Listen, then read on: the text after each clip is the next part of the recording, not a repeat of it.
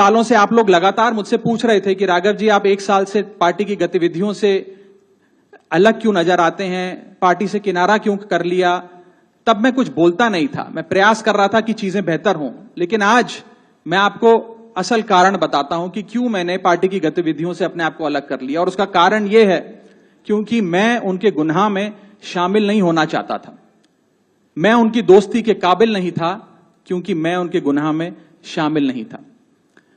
आज हम एक ऐसे मोड़ पर खड़े हैं कि हमारे पास सिर्फ 2 ही ऑप्शंस थे, 2 विकल्प थे। या तो हम राजनीति छोड़ दें और पिछले 15-16 साल जो हमने सार्वजनिक जीवन में काम किया उसे त्याग दें, या फिर हम अपने अनुभव को, अपनी स्किल्स को, अपनी पूरी ऊर्जा और एनर्जी को लेकर पॉजिटिव पॉलिटिक्स करें।